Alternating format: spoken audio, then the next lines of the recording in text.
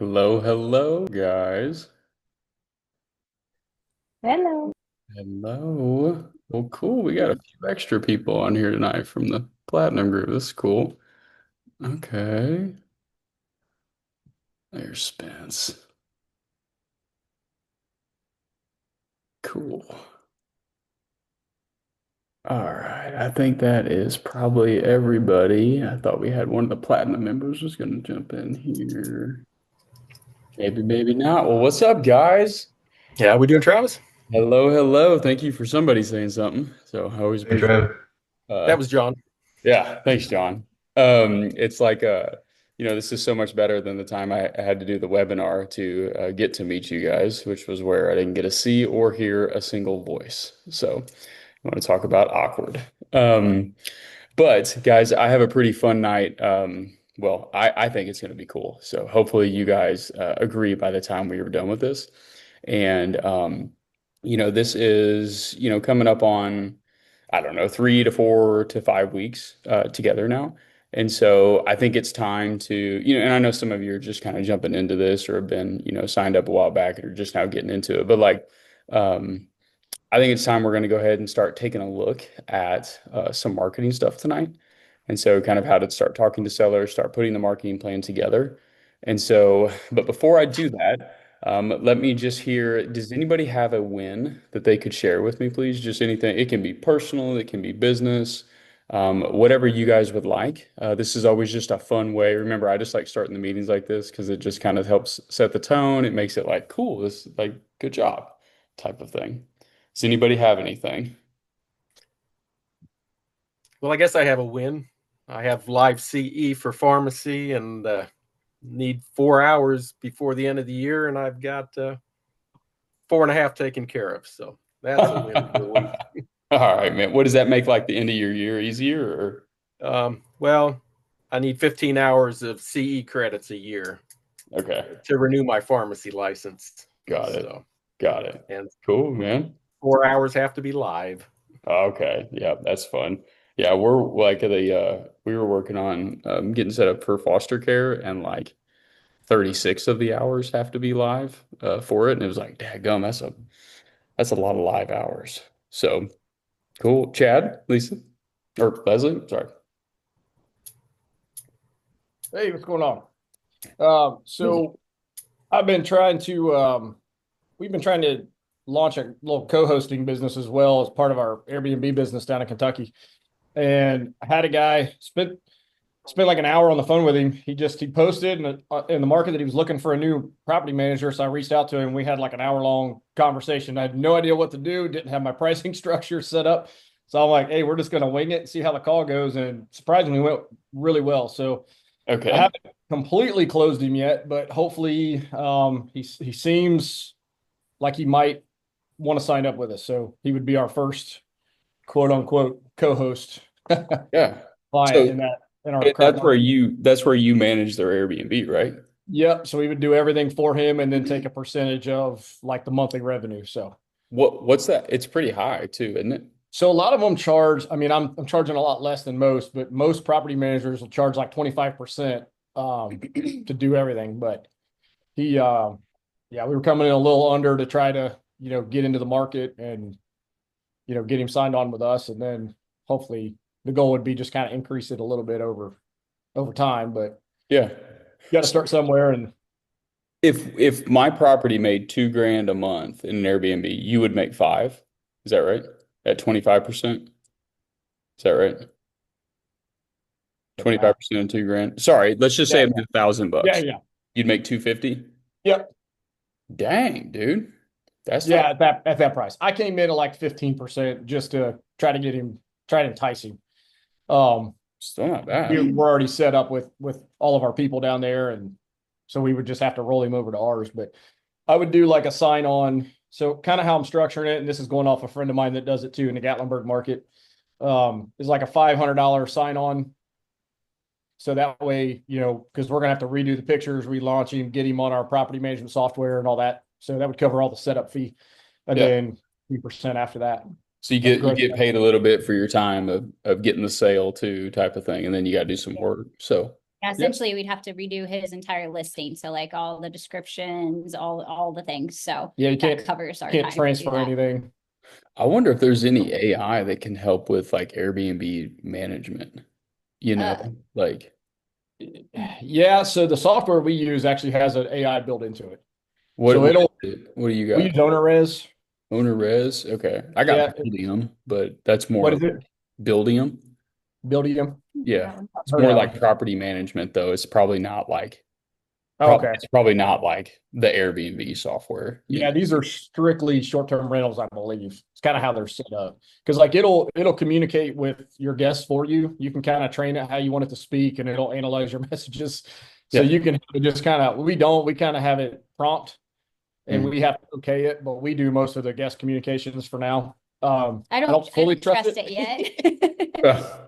Yeah, Yeah. I'm still talking to the guests because I don't fully trust it to do it for me. I'm like, I want to make sure you're saying what I want you to say before. Well, But that's we have still better a though. lot of what we do is pretty automated. It took time to build it out, but once we got it built out, now we have a lot of stuff that just kind of goes out. Door codes get automatically generated. We don't have to really do anything other than field just questions. Is Nice. how many of those do you want to get? Um, Is it like, are you going to build that like simultaneously while you're starting to keep your assets as well? yeah. So initially our goal was what, like four, Uh, 4 or 5. I mean, I'd like to increase a few more, but I mean, uh, of us personally owning, I would love to own 4 or 5, and then I would love to co-host as many as is feasible yeah, just for us. help others run theirs. Okay, cool, man. Okay, beautiful, dude. Nice win. Thank you for sharing. Yeah. If anybody else has anything, guys, I would love to hear it, but if not, totally cool, and we're gonna get to work here. So cool. All right, so I'll share one too, because this is gonna be on our topic that we're gonna be talking a little bit about tonight. And so we had a pretty good month last month. We bought 5 homes, and this month we've only gotten one under contract. We just got it yesterday, and so we're hitting a little bit of a slow patch. But it's funny how like sometimes you hit a slow patch, and then I say that, and then tomorrow we'll buy 4 or something, and we'll click up for the month. But I wanted to show you guys something that is right in line with what we're doing. That is a win of mine, and so you guys know how I love screen sharing. I love drawing. So actually, I don't like drawing, but I like drawing to teach. And so this house right here, guys. And so I'm going to show you this and don't mind all of the movement on the screen. I just like showing you guys actual purchase prices and stuff. So we bought this home for 106,000. You can see here I bought it from a wholesaler, Martin Legacy Holdings. Here is the house that we bought. So remember, Hepzibah, I like Augusta a lot. That's like basically the only place we're buying. And so Hepzibah is just a suburb of Augusta, straight south, about 15 to 20 minutes outside of downtown, and it's a really good neighborhood. This is very typical homes you can buy. And so we bought it for 106,000 from a wholesaler. So if you guys don't know what a wholesaler is, it's basically somebody who goes and gets a home under contract and they sell the piece of paper. And so we did nothing, right? We did absolutely nothing. The wholesaler just sent us this house and said, "Hey, would you like to buy it for 106,000?" We said yes, and so it's worth about 166. And so it's really worth about 172, but we'll say this. This fits my buy box. And let me show you guys something pretty darn neat. And so we closed on it with a company named Kiavi. And so you guys are getting more and more familiar with them. But I want to show you, I'm going to close this loop for you here because I want to just show you how simply done this transaction was. Okay, now it's a little bit easier for us, and yeah, Trav, it's easy for you. It's still hard for me. Like, I get it, guys.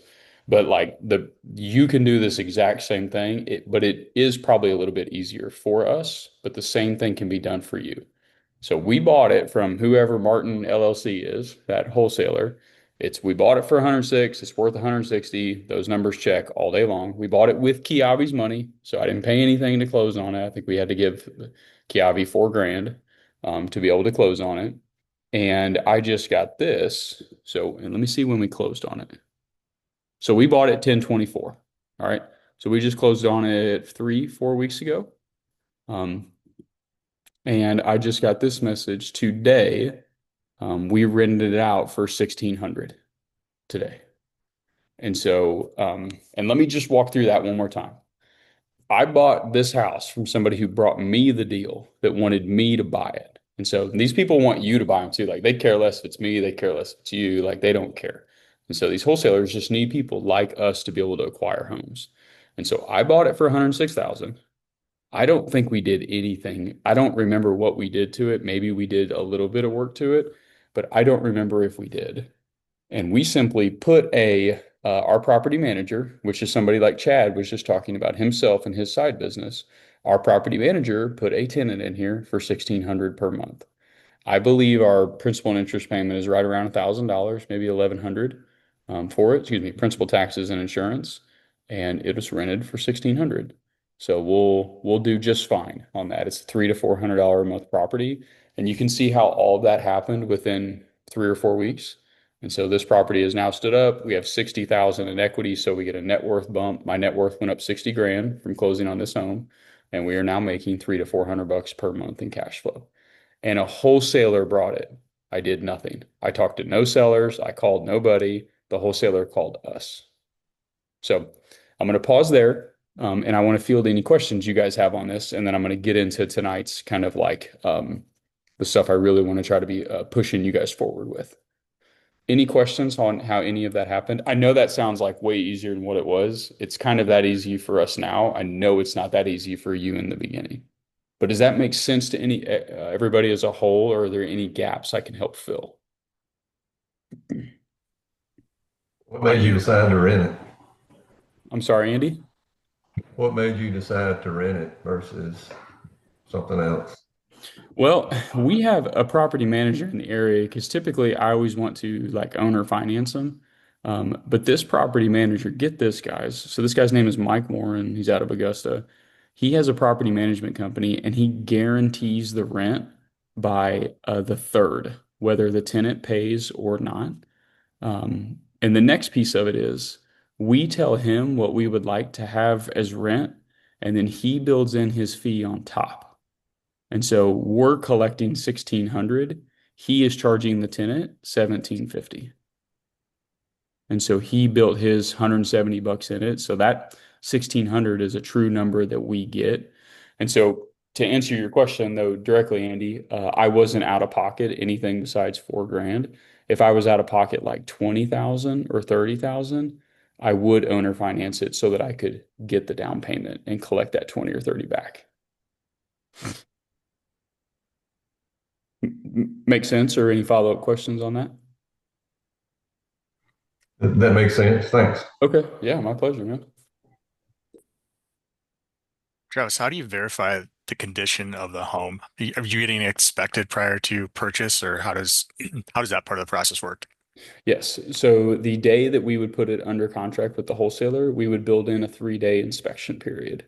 And so I have a guy that lives in the area. His name is Mark, and he does all of our rehabs. And so he will go walk that home for me for $75 and verify. He'll put together a spec sheet for me, which, excuse me, he'll put together a scope of work for me. Sorry, Jeff. Okay. Yep. It's a good question, man. And if for some reason, he's a little uncomfortable with like, hey man, I don't know, the floor is moving a lot, like, and it doesn't seem like it's just some uh I want to call them rafters, but floor joists, then we will order a full-blown inspection on it. Yeah. Otherwise, Nice, thanks. he's a pretty good inspector. Yeah. Kind of a way to do it for $75 instead of like 400 for an Yeah. inspection. So, and he's going to be he's the one he's a project manager for me, which he's not on salary, but he is a project management for us. And so he'll be the one that will be running a lot of crews in there. Okay. Nice, thanks. My pleasure. I heard somebody else. Yeah, Travis, how do we find somebody like that? Is he just kind of like an inspector, but wouldn't go through the full inspection process, just kind of like a walkthrough? As far as the guy that walked the property for me, Yeah. Like how would we as like up and comings be able to find somebody in a remote area like that to, give them $75 and say, hey, give me a good scope of what the house's condition is like? yeah, I don't think it would be. So let's talk through that. One thing, I don't think it would be too difficult to find somebody to do it for $75. but would they be qualified to do it would be a little bit of a concern with it. But here's the way we've found everybody. It is the Facebook group. So if you guys look, every city you guys live in or any market that you operate in, like there is going to be that city real estate investors or that city buy, sell, trade Facebook group. And so I have always went in there and we will just make a post and tell them exactly what we do. Hey, my name's Josh. I don't live in the area. And so I have to find someone that I trust. I buy and sell homes. Is there somebody that I could pay per task that would live in the area that would like to make some extra money, like with Uber? And that's always how it's worked because here's how it goes. Typically you get 75 goofballs that post on it, but then somebody's name tends to be like reoccurring. And then that person may not want to do it, but they might know somebody. And then they might know somebody. And then it just like continues. And the second piece is there's a free website called Thumbtack that you can go to. And we hire notaries and photographers a lot to go do tasks for us and they will typically do them for $50 to $85 in a remote area. That's awesome. That's good information. Yeah, yeah, it was really helpful, man. And then it just like goes from there, right? Like that's how you find somebody to start, and then eventually you have in a year or 2 years, or you've worked with somebody 15 times, you have a guy like named Mark, like I do, in a remote area, excuse me, in a remote area that you just really trust. Cool And deal. just keep working with him on deals like this. That's genius. Yeah, it's exactly what we do. And so that wholesaler that I shown you, whoever this is, which is going to be a little bit of what we're going to talk about tonight, guys. Like, I'm going to tell you how to find these people. But I'm going to guess, like, to be fully transparent, like, remember, like, we've been doing this a long time, so things are a little bit easier for us, but it can still be done the same as you. I'm going to guess I've probably bought I might have bought 20 or 30 homes from Martin Legacy. And so they call us when they have a home under contract. And they're like, hey, do you want to buy this thing? Um, but you can see, like, look at it. This is what's so crazy about this business. And this is why I love the holding of homes.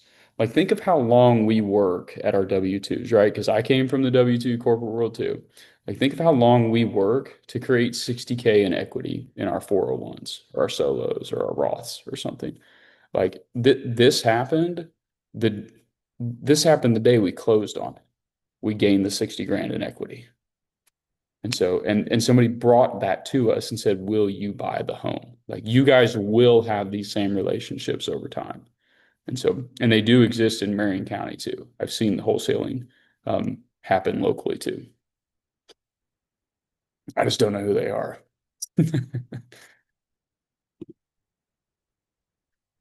This is great, guys. Keep going with some questions on me, please, because this is a path I'm getting ready to lead you down. So if there's any more, I'd love to continue to answer them. Each week, I want to try to show you something that I'm doing or something that I'm like struggling with. Like I shared with you guys, like, man, we only got one house under contract this month. And so each week, I'll try to share with you guys what I'm doing and maybe a new deal that I'm working on or one that I'm having a problem with. I do at a certain point, I want to start showing you guys like problems that I'm experiencing as well, because I think you can learn a lot finding out somebody's problems as well as just like, oh, cool, Trav bought another house, made a bunch of money. Cool, Trav. I'd rather start showing you guys like some issues that I'm having too. What were Hey, your Travis. Oh, go ahead, Jeff. No, I already asked a question. Go ahead. I was just asking about that loan. You said you got it through Kiavi. Mm-hmm. What's the structure of that? Is that still over 30 years? So I did a hard money loan with Kiavi on this one, and then I'm going to refinance it. Let me show you Okay. what, Tyler. Here we go. This is going to be kind of a neat little thing. Tyler, are you comfortable with what a hard money loan is, or would you like me to explain that in more detail? Yeah. Okay. No, you're good. Okay. So Kiabi will fund 100% of the purchase price and 100% of the rehab. And so let's just say I did $10,000 in rehab. Okay. So I'm all in this house for 100 and what is that, 116,000. it's worth, so it appraised through Kiavi, I think for 172,000. Can you see my screen? Crap. Can you see that? Yeah, you good. Okay. I'm going to do this slower and I'm going to share some calculators with you guys.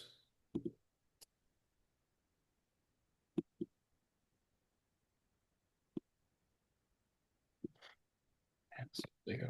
It's huge. There we go.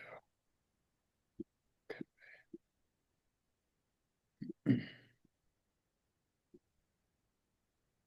Cool.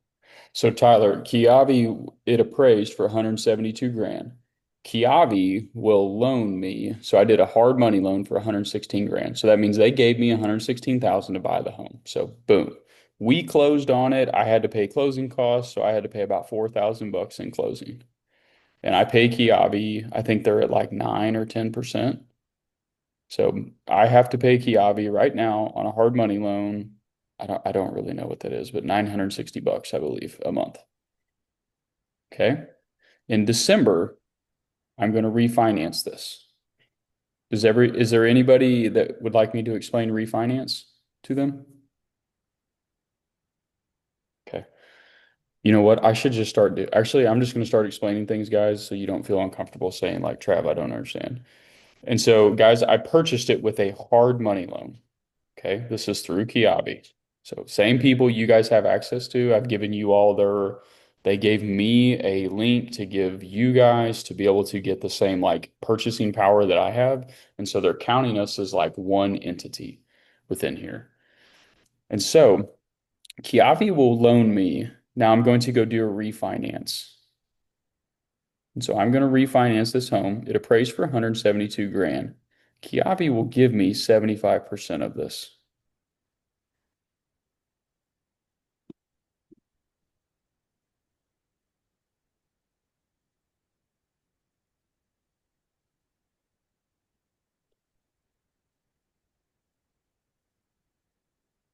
So Kiavi is going to give me 129 grand. So look at how wild this is. So now I have a refinance and Kiavi loaned me the money up front. So I'm all in it for roughly 116 plus 4. So I'm all in it for around 120 grand.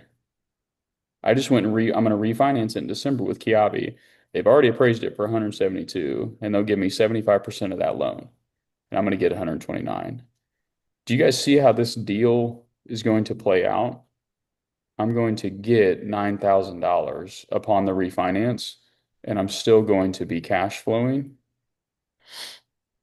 It's probably more like 400. It's probably like 450 a month off of that. And so we are going to get paid to buy this home to then get paid $450 per month cash flowing from a person who brought me the deal that I didn't do anything to even earn it. Tyler, did I answer your question though? Yeah, yeah, you did. Okay. And then, have you or do you know anybody that's used Kiavi in Illinois? I do not. No. If Because it wouldn't Kiavi let me doesn't sign work. up. Okay.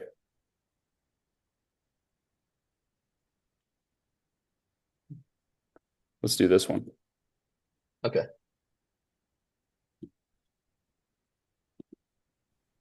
Hey Travis, when we call Kiavi, do we just mention like your name and equity buyers and then they kind of understand how to bring us those numbers? Like, or what is the steps to get like to make Yeah. sure that they know?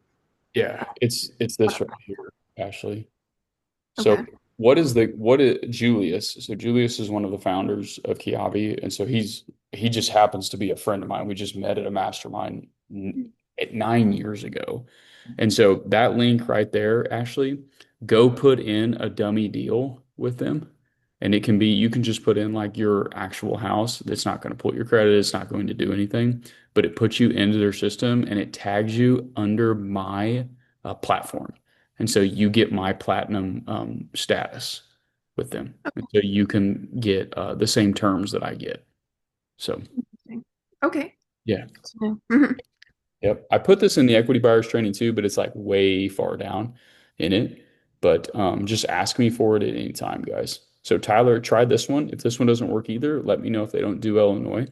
And so, because they shut down states periodically for different like regulations and laws. So Kiavi backed out of Florida for like a year and a half because of the hurricanes, and then they came back, and then the hurricane hit again. They stopped again, and so they stopped North. They stopped South Georgia. So they pull out of COVID, froze everything. So they pull out of areas all the time. All right, perfect. Thank you. For sure.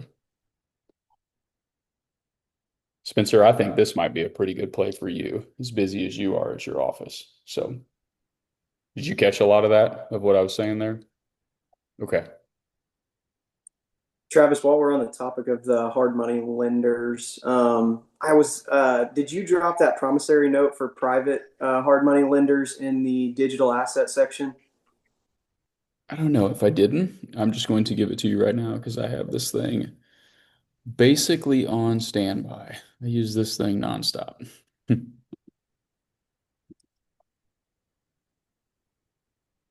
I don't think I did either. That doesn't sound like, I don't remember doing that. I didn't see it in there.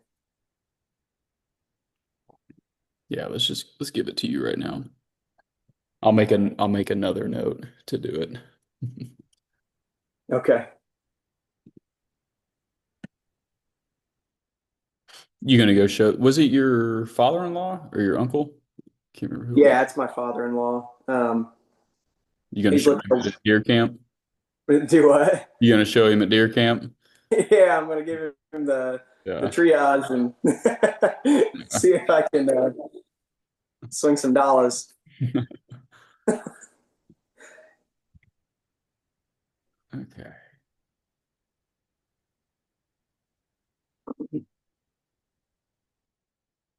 Cool. There you go, guys. In training. Hey, Travis, Yes, ma'am. it's Leslie. I got a question for you. Of course. So if you wanted to, would there be any benefit if you wanted to refinance with a bank versus a hard money lender because you could get a lower interest rate or whatever through a bank? Would there be any benefit to doing that? Not only because of the interest rate, and how would that work? Like, would they go off of your rent income that you're bringing in, or would they do it based on like your W-2s? How would they, can you still do that? I hope I'm making sense. Yeah. Do you have a W-2, Leslie? Not anymore. I know I did. Chad does. Chad does, yeah. Yeah, you obviously have a W-2. Yeah. So you can easily still go get a regular bank loan at like your local bank, the bank that you bank with. You can have like 10 of them Okay. through your personal setup to get like personal credit rating, or excuse me, personal interest rates. So ours are DSCR loans. So do you guys already have a DSCR loan on any of your properties? We don't, but we've kind of been interested in this, and I had a question on that too. So if you have say you have a property that's cash flowing, and your equity is a lot higher, so you can pull out a ton, couldn't you easily go the opposite direction by doing that? If you pull out too much, couldn't you then go from cash flowing to not cash flowing, depending on your profit margin? I'm not really sure how that pans out. That's just kind of what's coming up in my head.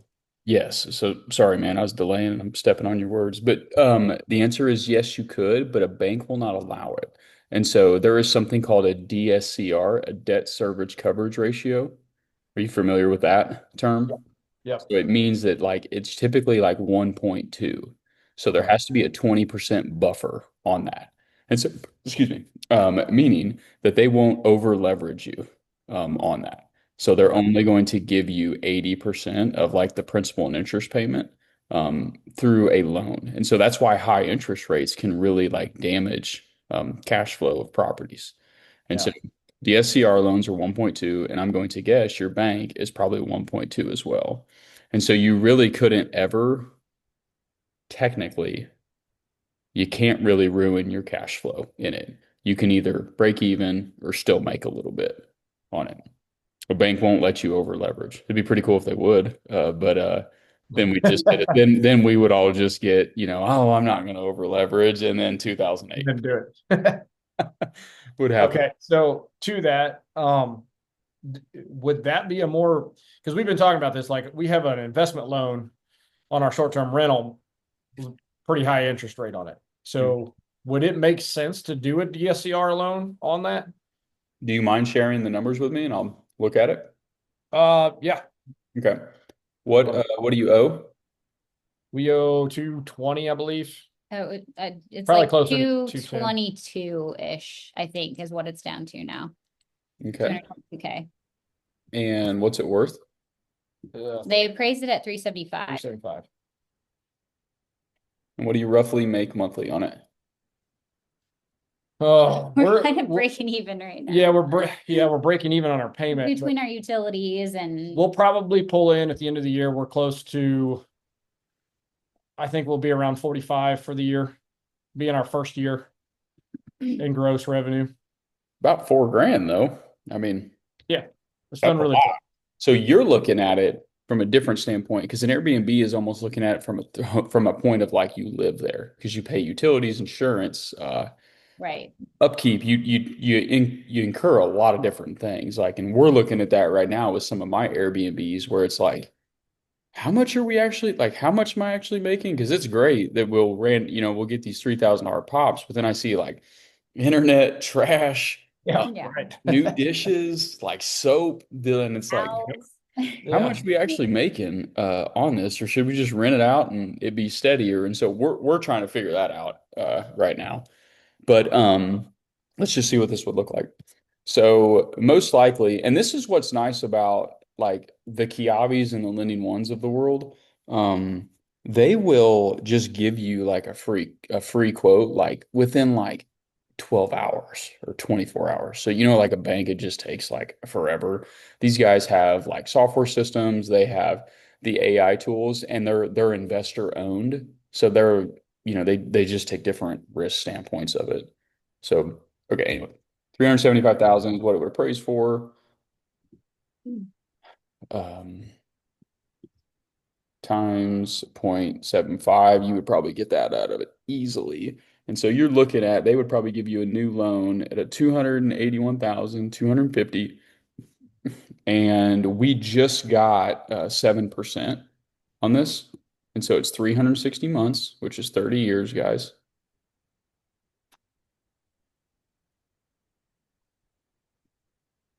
And so your your P&I payment is 1871 for that. Okay. But here's the thing though. Do you see the differences in these two? Oh, yeah, major. Yeah. So you got 61 grand to play with. And let me add this too, just in case nobody knows this, guys. Just so you know, they're gonna pay no taxes on this. Refinances are tax-free money. It's kind of why as you get more assets and you hold homes longer, the game just gets that much more unfair for people. Because if Chad and Leslie had, 15 of these properties and they were getting ready to refinance all 15 at 61 grand, it's a different setup for them. I'd probably look at it. I don't know. And you guys that's where because that's about $300 more than what we're currently at, but we're sitting at like a 7 and a no, it's higher than 7.3. I think it's 8, isn't it? No, that was our construction loan. Oh. Yeah, I think we're at like a 7.3 or 7 and a quarter at the moment. That's what we've been kind of wrestling with because I heard this and I wanted to explore it, but my thought was if we're at break even now and then we do this, but our payment goes up $300 a month, we got to make sure we cover that so we're not. Oh, I see why you're asking that now. Because from an Airbnb standpoint, it's different than from a straight rental. Okay. Yeah. Okay, that probably is different then. Yeah, because we're paying all the utilities and everything. So okay. We could easily, that's what I'm saying. Like, so I think what are we about 2,500 in expenses for the month? Yeah, Close on to. average, roughly. So with supplies and everything, and then, internet and our Taxes. utilities, taxes. You built some nice equity in it, though. 2,500. You built Yeah, chunk equity in it. That's a pretty darn nice, and like whether you guys see, and this is what gets to a good standpoint. So we usually refinance every 3 years a property. Um, uh, and usually it's not always like that big, it's not always 60 grand, but it's usually 20 to 40 grand. And so that's why, I showed you guys the example earlier is like, the home's only worth 180, but like they're going up 10% a year. And if it crashes, I'm just going to buy 300 more homes like that. And then it'll go back up in 5 or 10 more years. But like with homes like this is amazing because that's a $61,000 safety net. But if you ever need to go grab, you can. So, or it might be something that you decide to go grab and just let it sit until you find a better spot for it. So, Yeah, makes a lot of sense. Thank you. Thank you for walking through that. yeah, absolutely. That's my job. So, okay, guys, I'm sorry. please. Would there be closing costs on a refi? Yes, ma'am. And so they take it out of this right here, Dawn. And so they'll take it out of that amount. Sorry. They'll take it out of this amount right here. Oh, that didn't help, did it? Way to prove your point, Trev. They will take it out of that 61,000, Don. And so let's say they had to pay, usually you guys have to pay like 2 points for a refi. And so it'd be 2 points on 280,000. So they'd have to pay $5,000 in points. And so they might get a $56,000 loan.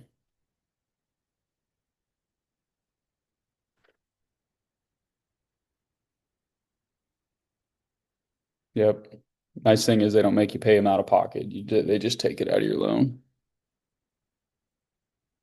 It should be 1.5 actually, guys. Kiavi's 1.5. Anything else on that topic, Don? You want me to go further on that piece? No, I just wanted to check. Thanks so much. Okay. Yeah, of course. Of course. It's been pretty solid, guys. Okay. All right. Any other questions along that line? I'm going to do a little teaching here, and then I've got some. You guys are leaving with, you guys got homework tonight. Any other questions along the financing route that I could answer? I feel like, well, these are relevant questions, so these have been good.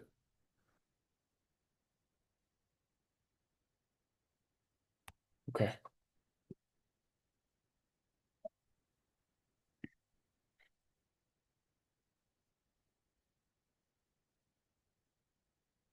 Get this set up for you. And let's dive in.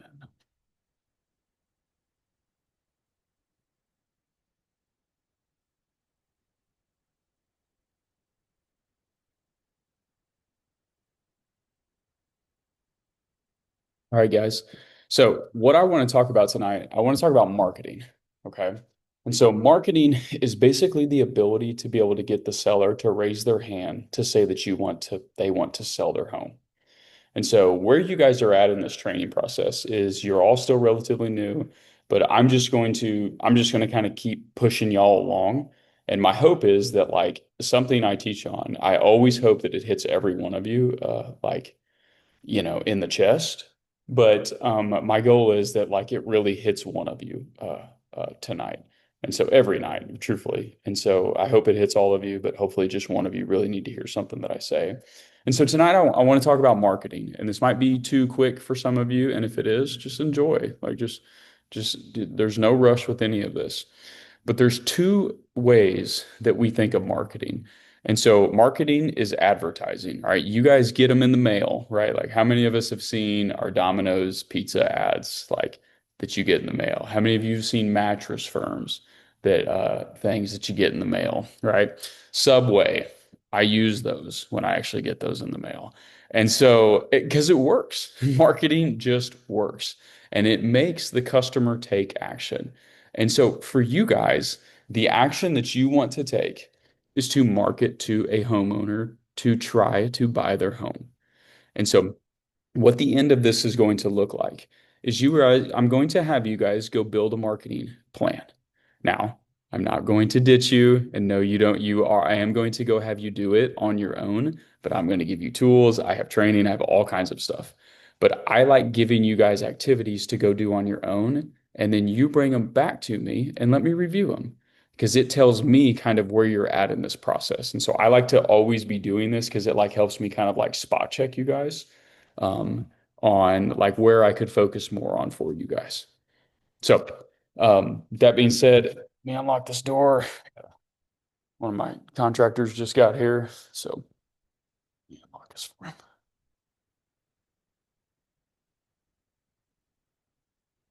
Mike, hey man, it's open, dude. Good morning.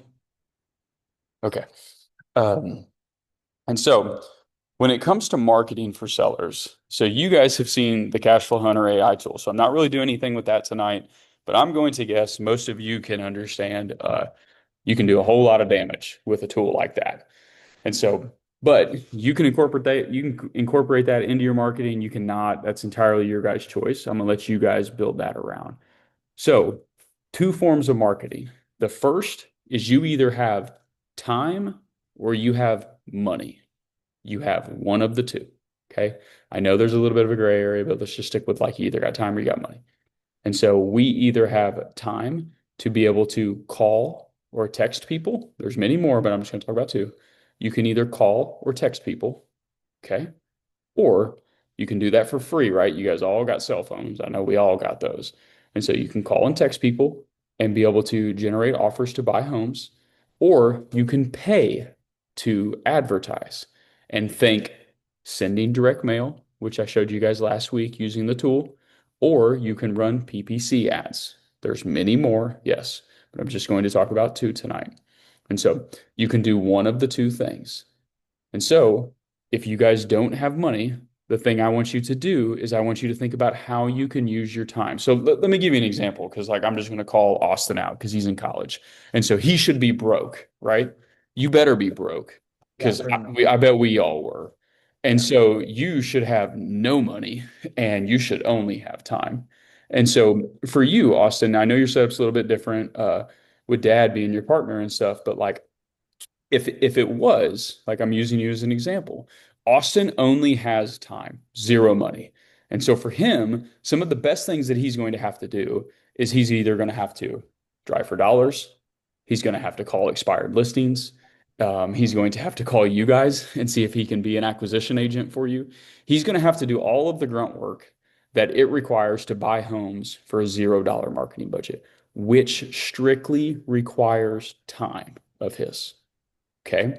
And for those of you that have money, this is where you were able to do some form of paid marketing where you are either sending direct mail, you were running Google or Meta ads, which Meta just means Facebook. Okay, guys, like just in case anybody doesn't know that, Meta means Instagram, Facebook, TikTok. It means all the fun social media stuff. And so you can run paid ads. So if you guys have money, you can run ads and sellers will say, yes, Andy, I want to sell my home. And then Andy is able to pick up the phone and call them and talk to one seller who wants to sell their home. Okay. I'm going to pause there. Guys, does that kind of help just lay like the baseline foundation of like you either have time or you have money, and this is what we're going to be talking about? Any questions about that?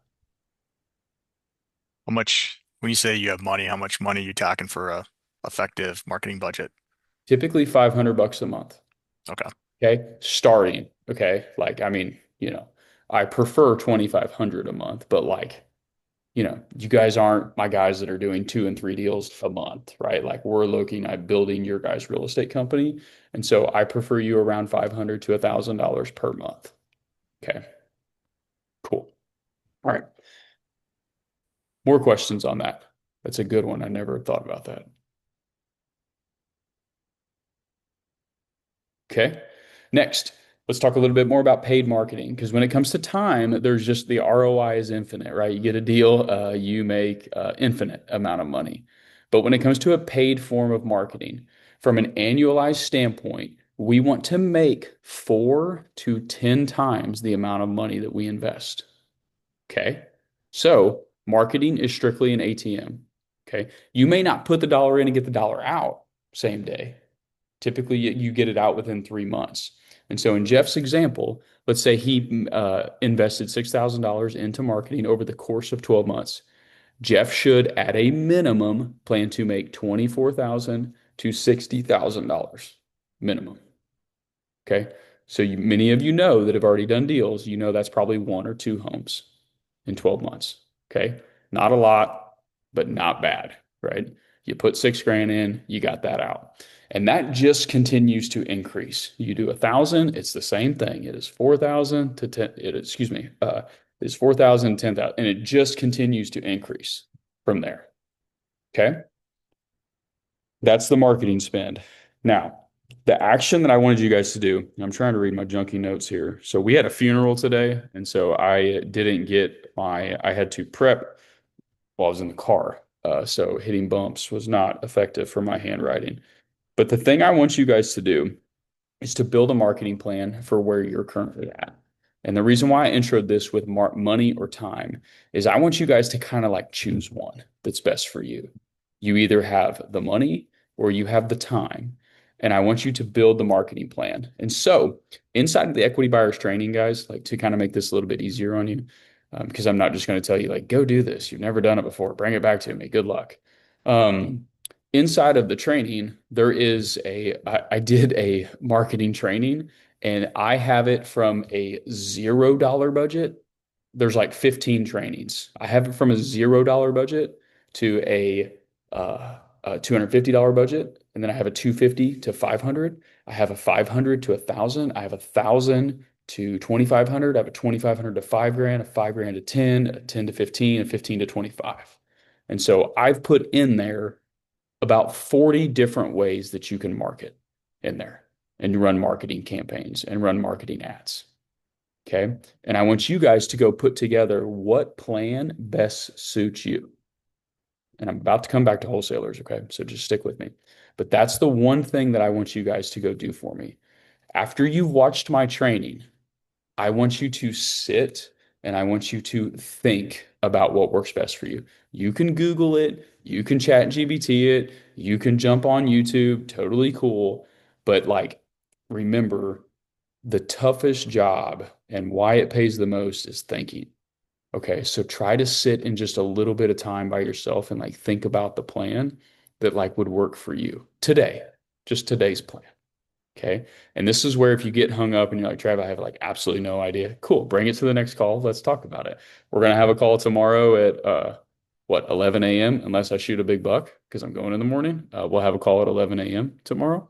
And so come to that call and be like, I have no idea what to do, Trav. This like makes me nervous and I'll help you with it. Okay. But I've given you guys the tools inside of the training to go build that marketing campaign for the next 90 days. And so you're going to set the campaign. I'm going to help you build the tasks. And then that's what we're going to start doing here when you're ready to go through it. Remember, free or paid, one of the two. Questions on that. And then I want to talk to you guys a little bit about wholesalers. But you didn't think you'd have to pay somebody and then have homework, did you? Actually, you know what? Y'all did it. We all went to freaking college. That was neat. So we already did that once.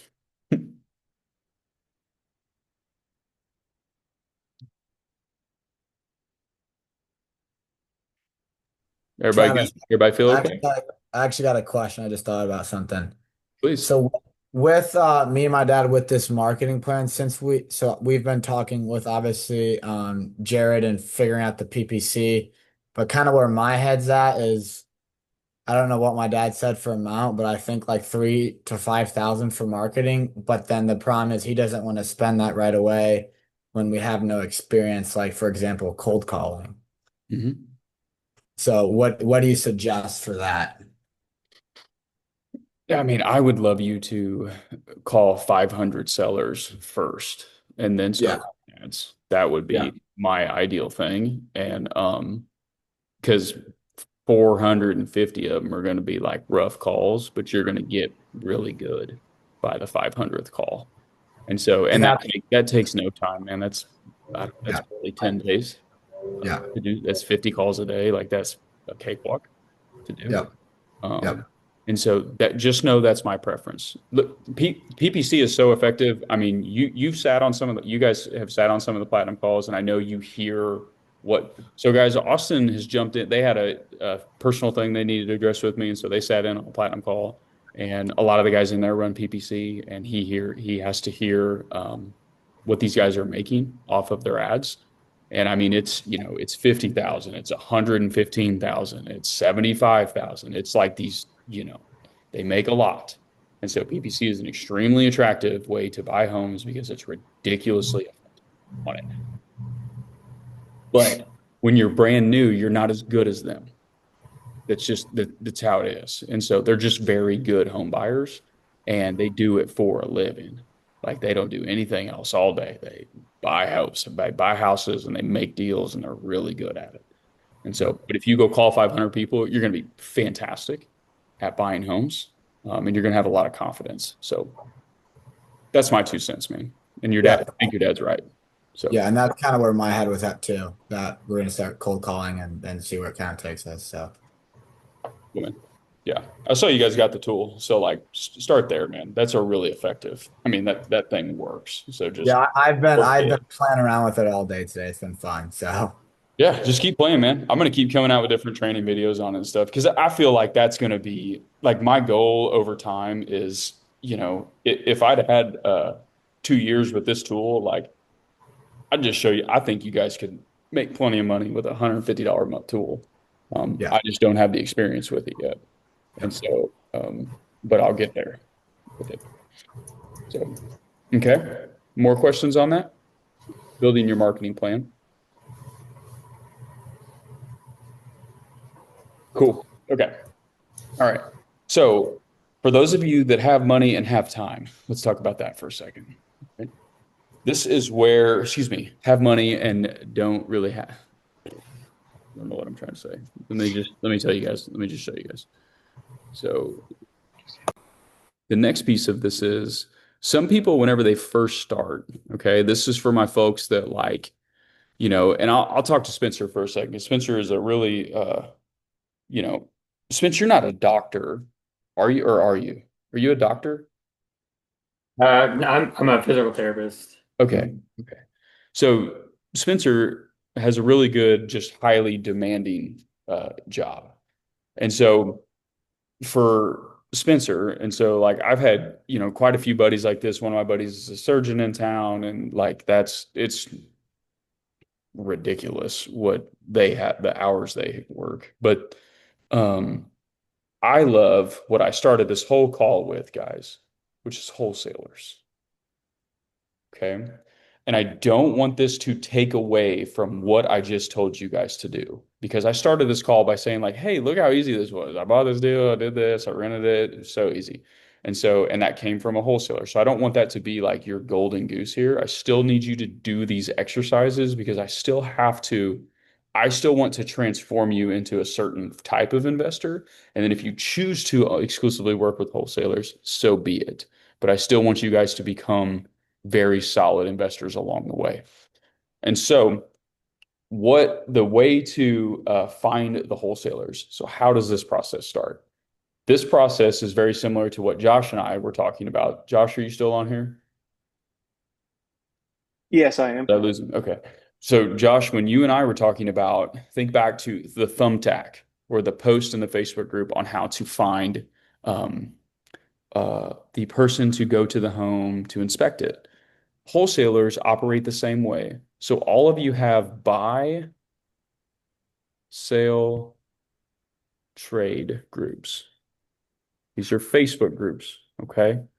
And in here, I typically go post, hey, and I say, and I'm not going to write this all out, but it's something along the lines of, hey guys, I'm looking to buy one home a month. Do you know of anybody wanting to sell or wholesalers looking to sell their homes? Please drop their information below. Okay.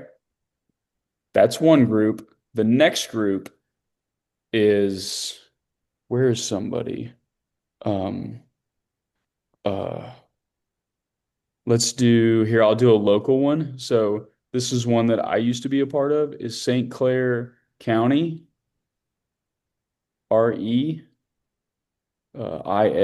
investors. REIA is a big word you guys look for. REIA. Real Estate Investor Association. Austin, this would be like Indianapolis. Dawn, have you ever looked this up in your area? I have not. Okay. This would probably be a super simple way for you guys to. What about you, Ashley, for your stuff? I started searching one day, but got sidetracked. I need to do that again. Okay, totally But cool. yeah, it's a great way to find contractors too, if anybody ever needs them. Like you give shout outs to people and they can usually get you good connections. Sweet. Good point. Yep.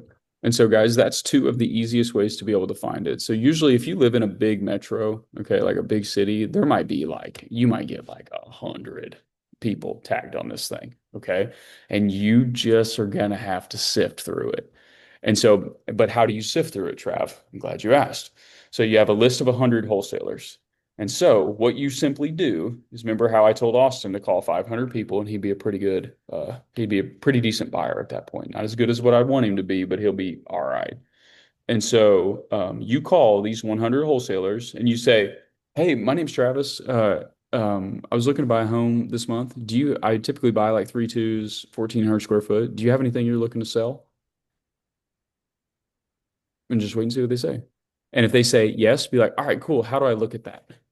And usually they're going to say something along the lines of, well, let me get you on my buyer's list. What's your contact info? Great, thanks. If they say, no, I don't, be like, no worries, man. Did you just sell something? Or how many homes do you usually do a month?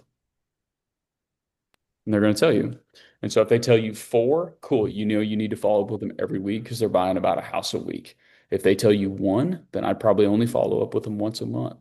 But I would put in an Excel file, John Doe, like this, the title, whatever, it would just be wholesalers.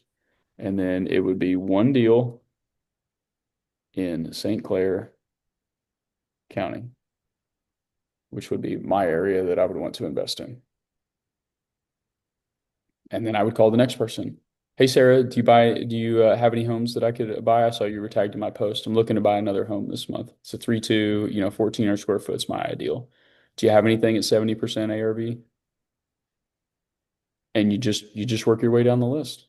That's it.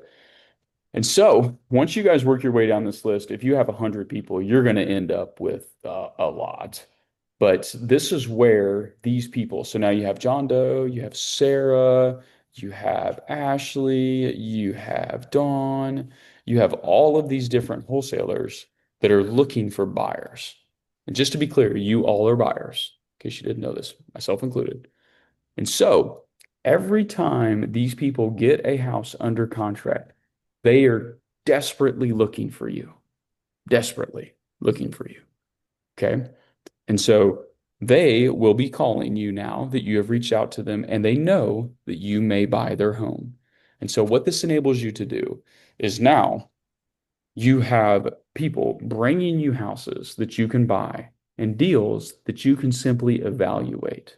And so my goal for you guys is to get you to a point to where you are evaluating, roughly 5 deals a week. Okay, I don't care if it's all on one day or if it's 5 days a week, whatever it might be. That's either through your free time, paid marketing, or wholesalers. One of the 3. Okay. This is the easiest way. This is the easiest way to be able to buy homes, guys. So my platinum guys do this every day of the week. So they run paid ads, but they always are buying from wholesalers. Travis, I got a question about that. Please. Which it kind of answers like 10 of my other questions, what you just explained. So thank you. But my question is, what did you ask the wholesaler about, like how many times to check up within a month? What was the question that you asked? I just said, hey, how many homes do you usually do in a month? Perfect. Because I've reached out to like, I don't know, 30 people now, and I've gotten like 5 or 6 back. So that kind of answered my question on what to respond with, or like how often to, check in with, because they've asked me for my contact info, so I've given that to them. So yeah. So you guys are looking for so you got 100 here. Like I started with 100. Just so you know, you're looking for 20 like solid ones. And solid is probably going to be a little bit like by your gut in the beginning. Just know the solid ones, they're going to have a slight, like they will be professional. Sometimes there's a slight arrogance don't let it turn you off. Okay. Don't let your ego get involved with their arrogance. Sometimes some wholesalers can think they're kind of like cool, or it's a sexy thing to be wholesaling homes and this, that, or the other. Like, just stay open to it and just kind of deal with it. Okay. Several of our wholesalers kind of have this like attitude about them, but you can just deal with it. It's still extremely valuable for you. Okay, but you're looking for 20 solid ones. You're not going to know how to tell if somebody is solid, but um, my guess would be it'll take about 200 conversations with different wholesalers. So if you're in a big metro, it could only be like, if you're in Marion County, like you might find like 7 of these guys, unless there's a ton of them uh, in our local area. But this will help you guys start uncovering them. And that was the 2 things I wanted to show you guys. So now, guys, totally open. I'm just here to serve you. So any questions I can help answer, I would love to do that. Either on topic, or actually, let's do on topic first. Anything on topic related to marketing or the wholesaler or anything like that, and then we'll go off topic. So does anybody have anything relative to what we just talked about? And you can just come off mute and chime in. I got one last question. For the wholesalers calling them, could I use the AI hunter to find these deals to cold call, or no? To find the deals? Yeah. No. The wholesalers have the deals. Correct. Okay. Yeah. But you can use it to evaluate the deals. It would be extremely valuable. Yeah. Well, and it also verify the deal as well, because sometimes it gets a little wonky in the wholesaling world. They're like daisy chaining, which means they're wholesaling a wholesaler's deal. And so you guys will have to, like, just know you will have to like have that tool at a certain point, like with scale, because you have to know who owns the deed, how clear is the title, what the chain of title is. Like, you'll have to know all of that info at some point. So don't do it till you're ready. Like, we'll just do it whenever it works for people. Or you help team up with somebody and use it. Okay. Please keep going, guys. Anything marketing related. Jeff? What did you want us to send, like, email this to you before our next call? Is that what you're thinking? Well, you know what, guys? Let me ask you all this, because I had an idea here. So this is what I wrote down. Jeff, let's see what you think about this. I had the idea of, because I figured this would make everybody like slightly uncomfortable, but it'll make you put more effort into it, was posting it in the Facebook group. And everybody at least commenting on somebody's post, some thoughts. And so for instance, Jeff posts his and it's like, hey dude, that's pretty good. Like, any reason, have you thought about driving for dollars? Like on that Saturday when you have, the 2 hours without the kids that you said you want to put into this, like, or whatever. Just try to chime in. Any thoughts on that? Is that cool? Sounds good. Okay. I'm fine with that, cool. yeah. Well, I want to like, I thought it'd be cool if you all got to read each other's, because maybe Jeff, you read Chad's and you're like, oh, never mind. Mine sucks. Chad's is cool. Like, I'm gonna do Chad's. And so like, or it might like stimulate some ideas, and it'll let me, it puts them in one spot for me to review. So then it's filed in the file section. So yeah, sounds good. If anybody's not comfortable, dude, it's totally fine to email them to me, guys. But like, I think you'll get a lot of value from putting them in there. So, and then what I want to do next week is I would like to start going through some of them. We ain't going to go through every one of them here. But if somebody has like, if they're like, hey man, I'm starting this week, then yeah, we're going to go through yours first on it. So, but I just want to go through everybody's. Cool. Thank you for asking. Anything else, Jeff? No, it's helpful. Look forward to doing it, actually. Yeah, and put the thought into it. Yeah. Yep. Don't just be ChatGPT and me all day. I do have, just to be fair, I have my AI tool open. I don't know if you guys know who Alex Hermosi is, but I buy everything that dude has. And he had an AI tool that's like talking with him, and I bought that. And so it's pretty freaking helpful for some things. So, okay. All right, guys, let's open the floor. If you have some questions, if you don't mind just raising your hand, not like physically, but down here in the chat bar, there is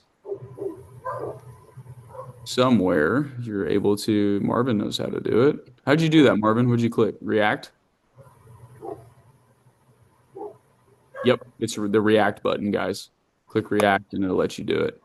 So I'll just go in order of how they pop up. So fire away, Marvin.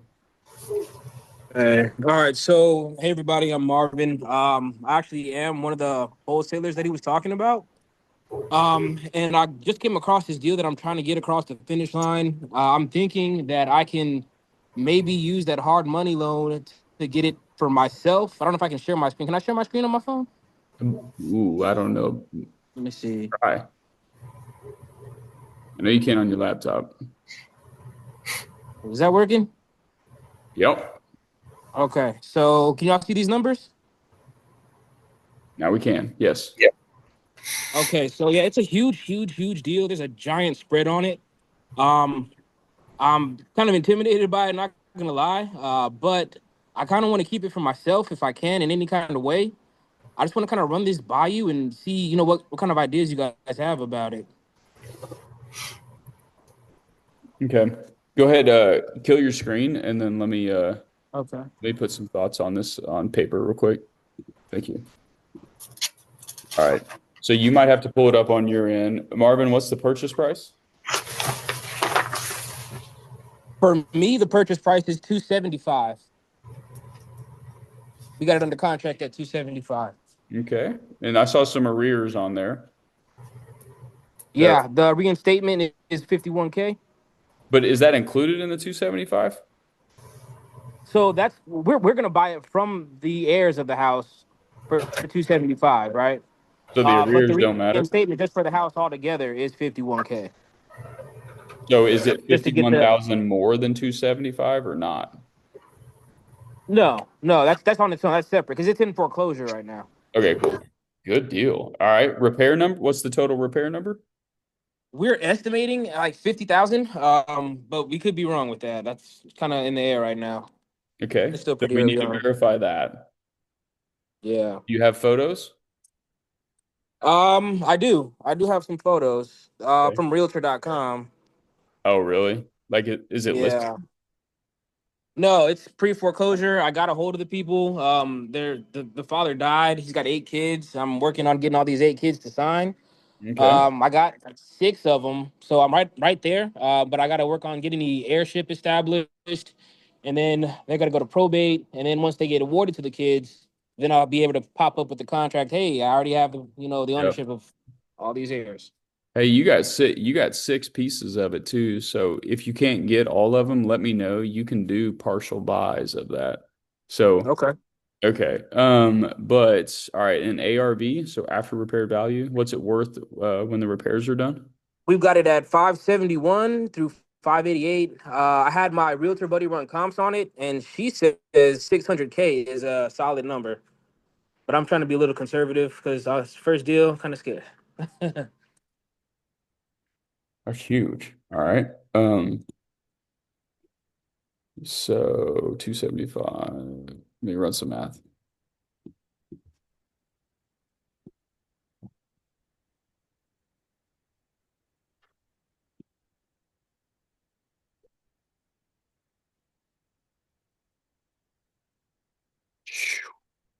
Goodness sakes. All right, man. Yeah, it's a big one. So if you guys need to have an idea on the profit margin, this is probably 90 to 120 grand profit. So I have deal analyzers, Marvin, in the digital asset section. So if you ever need, you should probably pop in there, see if you can start playing around with those. It's a little quick for you just joining this week, but anyway, man. Okay. Yes. Are you pre-approved? Are you approved with a lender yet? No, not at all. That's what I'm here for. All right. You need to go put this in as a hypothetical situation in Kiavi. Okay. So go ahead and go do it. I mean, it's not hypothetical. It is a real deal. So just go put it in so that they go ahead and get you pre-approved and they'll give you a proof of funds in case you have to provide it for the pre-foreclosure. Well, so the only thing that I have to do is pay for the assignment fee, and I can have it because it's my company. That's the wholesaling company I work for. We're the Oh ones yeah. that got it. So they said all I gotta do is pay the assignment fee, and I can have it. How much is the assignment fee? Right now, we're suspecting about 50K, but then we'd also probably have to reinstate it. I'm assuming so, probably 100K total. Man, see why wholesaling ain't too bad, guys. Make a lot of money doing that. So, Yeah. okay, man. Well, hey, you got your really good looking deal here. The one thing that you do need to verify though, before we even talk about moving forward, one, go run this through Kiavi so you're just done with that. It's free. And so at Okay. least you can be set up to where like if you have another deal that pops through, you're already set with them. Okay. So do that. Like I want everybody set. You guys, we have to be set up with a lender at some point. So, and it's free. So just get set up with these guys. All right. Next thing, Marvin, you need to go verify those repairs. If you can get me photos of the home, I can give you my repair number of it as well. Okay. And I guess that's inside and outside, right? Because the guy's dead, so I don't know if I can get inside just yet. Yeah, yeah. I mean, you'll want to get inside before you close on it, right? So Yeah, for sure. at least it's your company with it under contract, so we don't have to like super rush. Let's verify the crap out of everything. This is a Okay. really good looking deal though. So Okay. And then my second question would this be to you, I guess, a flip, buy and hold, owner finance? I mean, no, it it'd for seems sure be a pretty flip. expensive. It'd for A sure be flip? yeah, it for sure. Like Okay. it's too much. It's got 100. I mean, it's a 75 to 100 and some $1,000 payday. Unless you guys like are really cash heavy, I know some of you do very well, but like unless you're sitting on a bunch of money, guys, we always take anything above a $50,000 like payday. We take it. Just take the payday because a whole Okay. lot of money sitting in your bank account makes you operate differently. It can help you leave a day job. It can help you pay for a lot of things. And then once you're cash heavy, we can hold the crap out of everything. Yeah, it's for Got sure. it. Okay. It's a flip or a wholesale, which is just basically just a relist. You just put it on the market. But we'll know after we verify the repairs. Okay. Okay. Got it. Thank you. Very welcome. Ashley? Hey, I can just do one, or I got a couple questions if that's okay. You tell me, but No, get them all answered. Yeah. Get 'em- thanks. I don't want to take up too much time, but um, I have been working on finishing up my LLC. I'm looking at the bank accounts like we discussed last time. Um, I also have been learning about series LLCs. Is that Mhm. something you do? Is that something you recommend? What are your thoughts on it in general? Yeah, so we are just now looking into a whole different form of asset protection than we ever have. And so, for different reasons, though, it's for some of my private equity deals. But here was a good piece of advice that a buddy of mine gave me. And so, and he told me to hold. So he looked at Tabby's a while back, probably when it had 10 million under management, and he said it was okay at that point. But he typically recommends holding 3 to 5 million in one LLC at a time. Okay. Okay. And so if you prefer, Ashley, so a series LLC is just like you can put it, you got a parent LLC, so you got a parent, Right. and then you just have new LLC, LLC, LLC, LLC, LLC. And you can hold one home, 10 homes in this one, 2 homes, 3 homes, 5. You can hold all these random different amounts that you want within it. Yeah. And so I can't say that I wouldn't recommend it though, but I don't think it's necessarily needed until you probably hit like, here's where I think asset protection becomes very different, guys, is about when your net worth hits 1 million.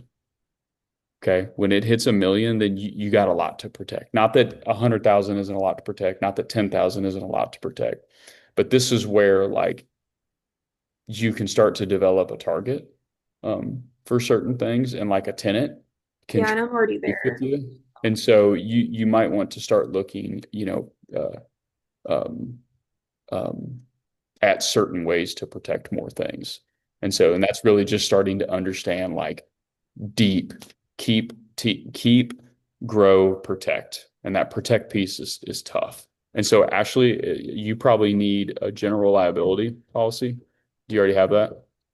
No. Okay, so general liability. This shouldn't cost much. So you can get a $2 million policy for like $800 a year. Okay. And you're not out just Per house, or what? is that per house, or is that like in the name of the LLC? No, that's like that just covers the LLC. So Okay. like Ashley LLC is covered for $2 million if a tenant trips and does it. I mean, you would have to like steal from the tenant for them to sue you for $2 million. But you know, this is like because we've probably been sued 6 times. I Believe think. it. This is the day of frivolous lawsuits, so I'm like over paranoid, if you can't tell. Yeah, totally cool. I mean, be parent. Why not? Really, like you're growing a good asset base, and so why not? So, guys, I've been sued like 6 times, and the maximum it ever was $7,500. So, like, they're very like minimal lawsuits, and so don't let this like terrify you. Like, if you're going to be in real estate, I promise you, you're going to get sued. Like at some point, they're just like. Typically, they're extremely small because people have to have cases against you. Like you have to be doing bad things to get drilled with something. And so there's extreme cases to everything, but that's it. And our general liability policy covered that. So. Okay. Okay. But no, we have one company that holds all of the homes, and then we have sporadic trusts throughout that hold homes. Oh, okay. Gotcha. Okay. That makes sense. Okay.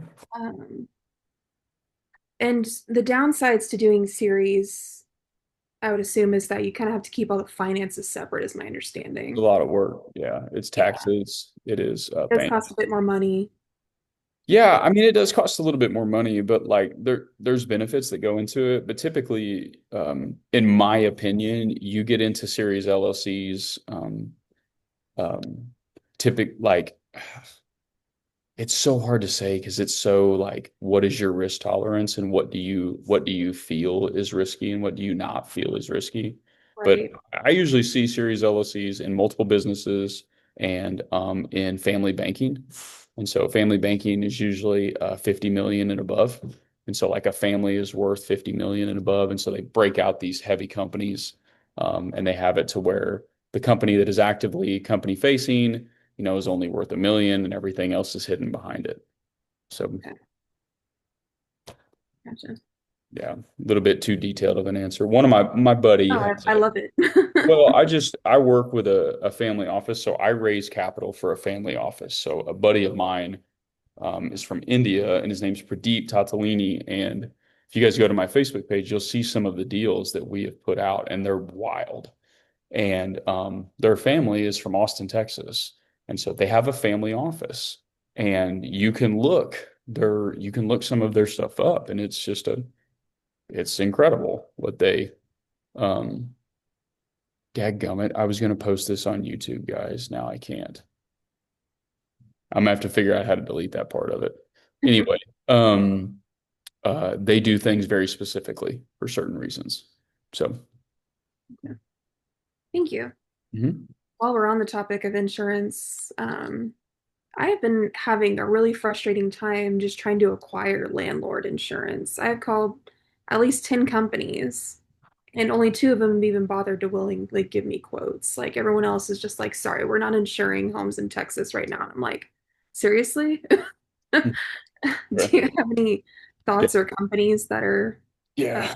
Here's one I used to use for years. It's Arcana. Arcana?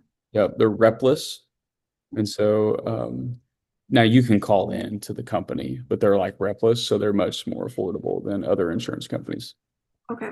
And I know they're in Texas. So gotcha. Yeah. And another question I had, I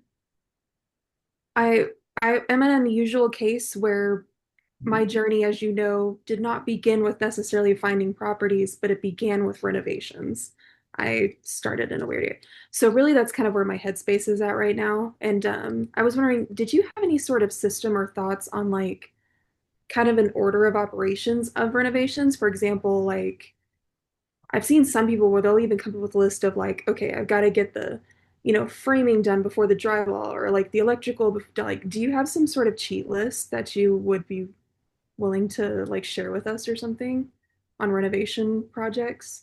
You Like know time. what? That's a really good, I have like a half-baked one, but how about I do you something better? And I have a woman named Teresa, that is head of my operations that I will ask her to record a video of her just talking through it, because she will add in many other things than just like drywall, floor, ram board, countertop. Like she'll add a lot of more things into it, because she'll have some personal preferences. So let me ask her to do that one for you because I do, but she does it a little bit differently than me. And I'm sure there's some variances between everyone, but just like a general thought of like electrical needs to be done before, this or whatever. Like it yeah, would I mean, you do the really major flow. mechanics and you protect the interior first. So like you do all the major mechanics, which are your, electrical, HVAC, plumbing, um, and you secure the roof within it. And so you protect the interior. And then we typically work from top down. And so we'll do paint and then touch up happens at the end, throughout it. And then the flooring is the last thing that we do. Fixtures happen after the new Thanks. paint. So, but that's kind of a real simple thing Yeah. to do it, but I would rather her give you like a really good one. And she's gonna love doing this. So I ask her to join these calls all the time, and she's like, "No, I get so nervous, Travis. I don't want to do." But she'll record for us. So I will put that request in. Very cool. Thank you. That's all I have. Cool. Miss Dawn. Okay, so there's a script for when you do PPC, but is there one for cold calling? So yes, so we will use that same triage script, and I'll tell you kind of the best way that I like to cold call. And just be ready, Don, when you cold call. Some people are going to be like, "You're a bad word," and they're going to tell you, certain things. So just know, put on your armor of God, and don't worry about it. Okay. And so, but what I like to start is, so if you think of that triage script, have you looked at that before? Yep, I have it. All right. So what I like to start it off with is I would say, "Hey Don, my name's Travis. I got a piece of paper here on my desk that says you might have interest in selling a home. Is that true?" Okay, And if they say yes, here's the next word. Great. Tell me a little bit about it. Right into that triage script. perfect. And you continue down it. Okay, awesome. Thank you so much. My pleasure. John? I swear I try to keep these calls at an hour, guys, but I think I just get on tangents. So if you guys all got to bail, like never feel bad about jumping off. Okay. John, you're up. All right. Well, PPC, I guess if you're working 12 hours a day, it's kind of hard to answer your calls within 5 minutes. It might be, man. You'd have to run those ads only on your day off, probably. Are you able to do that? I guess you are. Yes, you are. Of course. Yeah. So I did have a question concerning turnkey wrap that Philip has. Mm-hmm. It requires about 40 grand out of pocket. So if I didn't want to come up with all 40 grand myself, and was looking for some private money lending, would I go through Kiava for that? So that'll be a second position loan. And so Kiavi most likely will not want to fund that for you, like first deal out of the gate.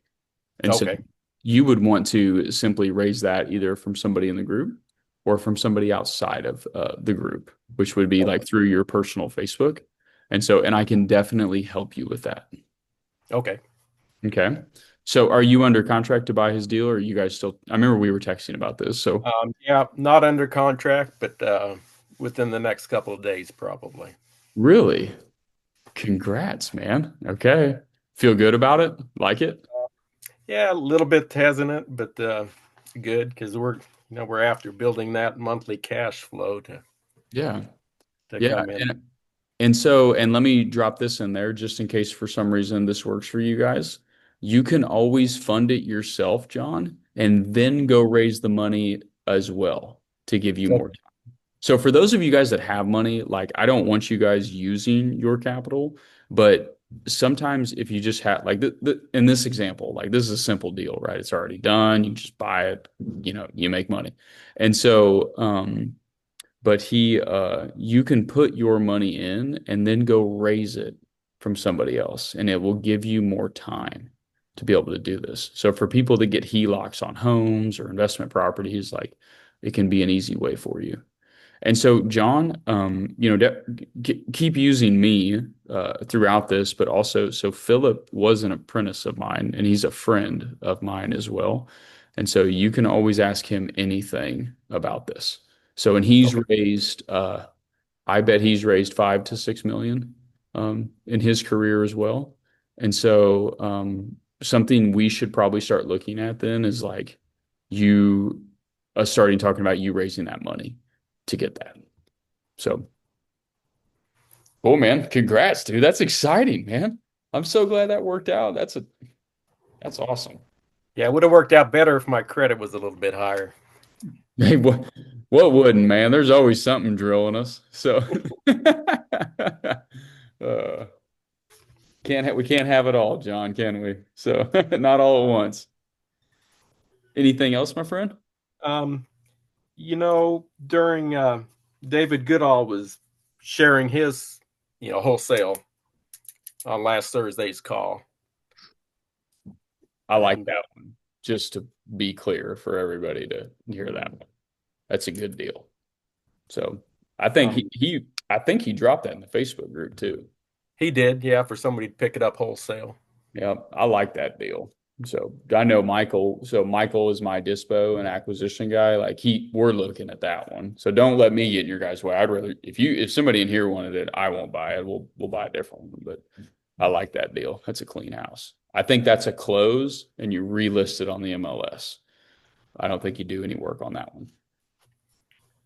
All right, and then you gave was that just an example of a product or a home that you have in Phoenix City, Alabama, that you put on there for him to see? It's a real one. Yeah. Yeah, that's a real one. I need to send it out, honestly. Michael literally texted me that today and said, put it out. So is that one that someone would have to come up with, what was it on that? The 7,000 assignment fee and take over? Is that anything that needs to be sold? Yep. So somebody would just buy this. So somebody buys this from Michael, or you pay Michael $7,000 and you get this house. Yeah. Okay. You can sell it with owner financing. Yeah. Right. And he should. So I asked him to run what people should make on this too. So he should be able to tell you guys what you should expect to make as well. Here, okay. I'll just put this in the chat. So I wasn't ready to field any calls on this, so I haven't sent this out to anybody. But I would prefer you all to call Michael. So he's my sales guy, but I will definitely help you guys with it. I'm always just a little hesitant if you guys buy one of my deals though. So don't mind it. I just don't want anything to go wrong with it. Cool. Well, John, you're gonna have your hands full, dude. You're gonna jump in here and we can buy friggin' 3 houses. So might as well, right? Oh man, you're gonna have those alpaca farm for out your ears when your wife sees the kind of money you're making. So well, I am buying an alpaca this week. So are you? Yeah, but she's the CEO and my daughter's the farm manager, and I am a laborer if they can get me to do anything. Yeah, you got to haul the hay bales and pay for everything.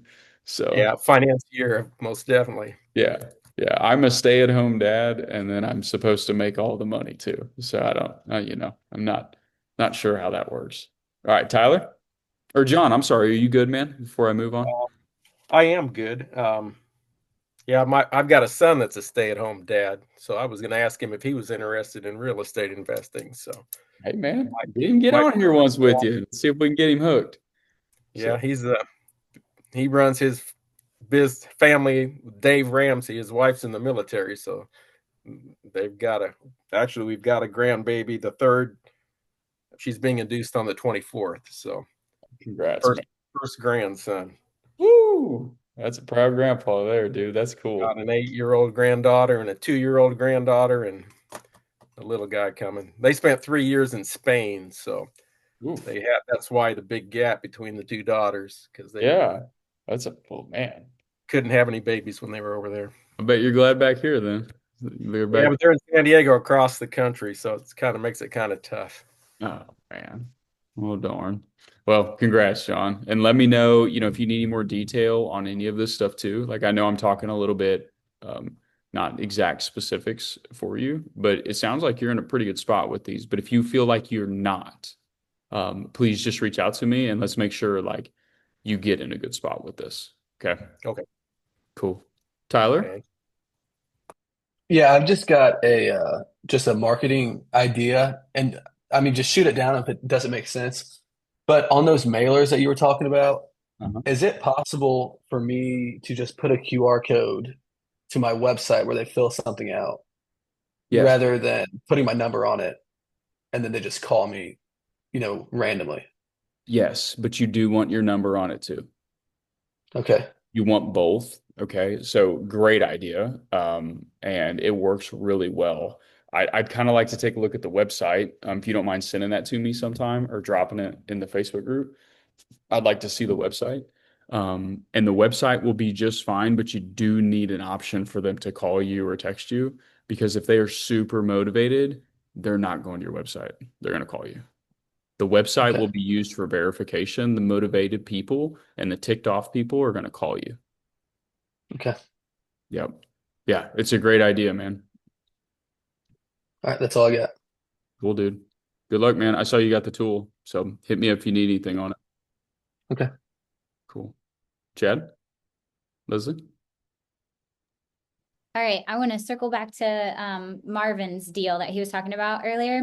So I'm curious, in his case, he had a 50 grand assignment fee. Would Kiavi fund that 50 grand assignment fee plus the purchase price, or would he have to get like a secondary loan or whatever on that 50K assignment fee to pay it if he didn't have the cash to pay it? Great question, man. I love the way, it's like, I have no idea what it's like. I don't even know what I'm talking about. Yes, they will do both. They fund the purchase and the assignment. Yep. And would they just roll it all up to one loan, or would they do them two separate? Okay. Yep. Nope. Still be one loan. And so I didn't get crystal clear stuff out of him on that one. And so I wasn't the arrears and it sounds like that one was a little fresh because I wasn't following if the arrears had to go on top of the 275 and then the assignment kind of popped in there at the end for another 50. And so that was a little unclear, but let's say the purchase price was 275 and he had his $50,000 assignment. So you got a $325,000 purchase price. So Kiavi would have a $325,000 loan with him. Okay. Yeah. Thank you. Yeah, Did of course. you ask anything? I don't know if this is something you want to dive into or not, but I stumbled across on a Facebook group. There's a guy, he's sub-2ing a couple cabins in the Smokies. So one of them I looked at, and this was I kind of understand the gist of how to put it's just puzzle pieces you got to put together. So it's a pretty big property. We've been looking at trying to acquire another short-term rental in that market, but what he's doing, it's got bookings through June, so that's a whole nother thing you got to work through. And I'd have to, I don't know the numbers, okay, but I'd have to dive in to see kind of what the revenue is doing.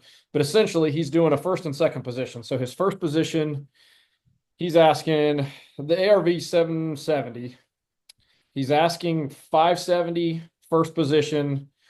I think this is a sub-2 deal. His wording is a little weird, but I'm pretty sure the whole thing is sub-2. So the current rate is like a 6.56. So the PITI is $43.52 a month. And then he's asking for a second position balloon in 5 years of $130K with a 0%. But Any then he payments on the then 100. he's got sorry, go ahead. Any payments on that 130? Nothing on the 130 until 5 years. And then he's got a 50K entry, which I'm assuming is a down payment, is how he's. because he words all this and then he says open to sub two. So I understood. I was trying to think, is he owner financing and also open to sub two? But I think this is. I think he's saying the property is open to sub two. Yeah, he's doing both of it. And so Yeah. he's going to let you purchase the home subject to the existing mortgage, and he's going to owner finance 130 grand for That's you what I thought. Yep. if you give him 50 grand. And Right. so I mean, that's completely retail, right? Like that's full value of that home. Yeah, right. That's what he's trying to accomplish. And Okay. when I look at the listing, can't remember if that one was the brand new one. He's got two here, but one of them, it says that he's been hosting for 4 years, but I don't know. It's only got 8 reviews. So this is I think it's a cabin. He took over. He probably bought it for the 570, got it appraised. Because he said he's got an appraisal for 770. So it would be a complete retail deal the way I was looking at it. Yeah. Yeah, this makes it a little tough right here, the 50K entry. This is okay though. This doesn't really bug me. Assuming the thing's profitable, right? Like assuming you can pull in what, 6 to 7 or 8, I don't know. I might, yeah. On it. It'd be cool to find out like what it makes, like what it grosses each month. So And then, go okay. ahead. Oh, yeah, my question would be like all the other stuff I understand. The 50K. Say I didn't want to dump my 50K. Would that be another, like I'd have to go raise that money, and what would that scenario look like? Because I've never done that before. I've heard people talk about it and all this kind of stuff, but would somebody typically want a quick return on that, or would they just want a monthly installment? Yep. On borrowing that 50K, or Here's the way I raise the money every time. So let me try to like answer it, and then I'll give you some ideas here too. Like, let me write this down before I forget. And so what I usually do, and go check out my Facebook if you guys haven't yet, and like check out how I raise money. I would just go to I literally just do a Loom video, click it. It's free. Like, first 25 videos are free. Hey guys, I'm going to buy this house up in the Smokies. Here's all of the numbers on it. And here's what I can make. And so I'm going to make about 9, 7, 8 grand a month. And so I'm going to profit 2 to 3 grand a month. And so I need 50 grand to be able to do this. And for loaning me 50 grand, I'll pay you 12% interest, which is $500 per month. And so just to be clear, like, so you guys feel comfortable, I'm going to be making around 2,000 per month, and I'm going to be paying you 500. So I have plenty of money to be able to pay you guys every month, and I'm going to guarantee it. So, I won't not pay you guys, even if I'm not profitable for a month. And then I'll give you guys all of your money back within 12 or 24 months, like whichever one somebody wants, 12 or 24 months. Okay. All right. Does that make sense? Okay. Yeah. Okay. Now let me keep going, because it's like, well, Trav, I'm not gonna have 50 grand in 12 months either. Right, that was my next question. Totally got it. And so this is where I'm gonna go into the pieces thing here in just a second. But I'm going to guess like you're not gonna buy this house unless it makes you a chunk every month, right? And so what I would suggest you do with this is you do this for 12 months. It's making you $1,500 a month. You can keep all that. That's fine. But then at the end of the next 12 months, all you do is you simply just either do this again with the same lender, because they're usually pretty darn happy. And this is kind of how you like really hook. Like, this is how people start working with you and they never want to stop. And so, but let's assume this lender wants their money back in 12 months. Cool, Chad, you just raised 50 grand again. And this time the property is starting to cash flow, right? It's 1,500, 2 grand, whatever it is. If I were you, I start giving them the full 2 grand a month, and I start chipping away at that principal. And so you can see in about 2.5 years, that's fully paid off. Okay. And then you own the property. So you don't get a cash flow it for that amount of time. Okay. But you're borrowing somebody else's money to make money off of it. Now, if it makes more, I think it's totally fine. Or if you want to do it even differently, let me keep going here, just give you a whole bunch of different options, and I'm going to hit you with something here at the end. You could also you could give them $1,000 a month where you're just chunking this down, but you guys are still taking home 1,000. So it makes the deal enjoyable for you, right? And so then the following year you may owe, whatever that is, 12,000. You would owe 38,000. So you'd go raise 38 grand. And then you're still making a grand, so you ain't mad about it. And then the following year you owe 26,000. And so you're just working the debt down, essentially. Got it. So that's how I would do that. Now, let me add one more thing here to make it just hopefully not confusing, but maybe. What I like to do with this is I would probably tell this guy, well, hey man, what if I gave you, like, I don't have 50, I can't give you 50 grand. Like, you're asking completely full retail. I love the creativeness that you're doing here, but it's a completely full retail, just loaded with risk. And I've got to deal with the bookings that you have already booked.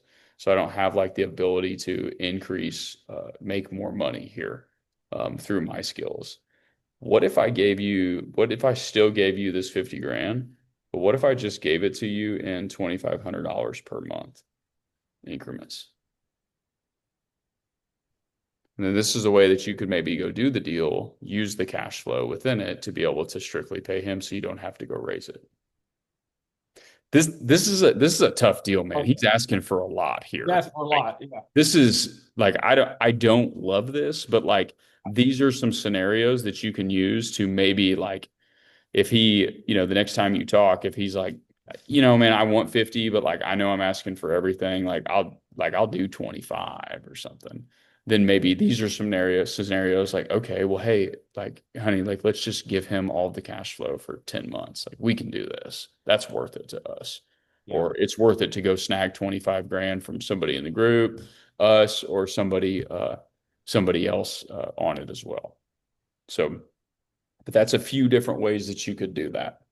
But he's asking full retail, man. Like, that's not Yeah, because they're going to have to deal with that 130, in the 5 year. Yeah, and we didn't even talk about that. I mean, this right here, like, I would only do this. Here is how I would have this on paper. This only happens if it's refinanceable, if it cashes out in the refinance. Like, otherwise, I can't give you 50 now and give you 130 in 5 years when I'm making $2,000 a month. Like, right. I make nothing. Like, who's going to do this deal? Like, somebody that wants to own a home in the mountains? Wrong. It's going to be somebody that's going to Airbnb it. So this works for nobody. So why don't we figure out how to make it work? So, yeah, I mean that. Yeah, that's helpful. Yeah. Anyway, man, I'm really glad you brought it up because like these repetitions get us like, because my goal isn't to like, yeah, dude, like let's figure out how to structure this thing perfectly. It's like, I gave you this idea. I gave you this random halfway Ponzi scheme idea that's effective. Like, and it will help, but it will help you generate ideas in the future whenever you're talking to sellers, right? Yeah, so yeah, sure. I tell you what, this one works really well right here though, guys. This is one that I've done for years. And it's just extremely effective for us. And you can operate it very, very well with lenders. And we just keep them completely transparent on what we're doing. And they love it on doing this. So, yep, done a lot of deals that way. Thank you. Yeah, my pleasure, man. Thanks, Travis. Yeah, guys, of course. Well, guys, we are an hour and 44 minutes in. I'm probably going to go ahead and cut it, unless somebody else has something. But remember, I'm on tomorrow at 11 with you guys. So I wanted to have 2 calls kind of like close together. If for some reason somebody couldn't make the night, or like they could only be on for 20 and then they needed to bounce.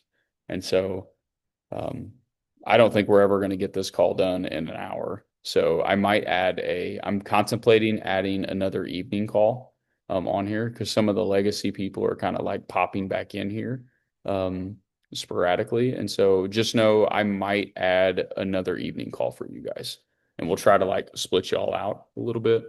But because I would love for this to be an hour, but I feel like these calls have just been good lately. Okay, guys, anything else? I hope you all found some value in this. So, and then if you guys need me for anything, just hit me up, please. I don't know if I can edit it and pull out that stuff I said about that family office. I'll be able to post this video. Otherwise, this one will be a no-go for us. So, but I'll try to do that. But otherwise, guys, have a fantastic evening. Please let me know if there's anything I can do to better serve you. And Ashley, Teresa's out for a day or two. So, but I'm gonna go ahead and just put the request in. So No worries. I'll be out of town this weekend anyway, so no I rush. know it's coming up on Thanksgiving, guys. I'm gonna guess, we ain't doing this next week, but just hang tight with me. I'll get you kind of a last minute, like, hey, I'm gonna do this type of thing. So I just want to see what our families are planning on. So cool, guys. Hey, I appreciate the opportunity to serve you all, and I will talk to you guys very soon. Thanks, Travis. Thanks, Travis. Hey, Trav. Have a good one. See you guys. Good night.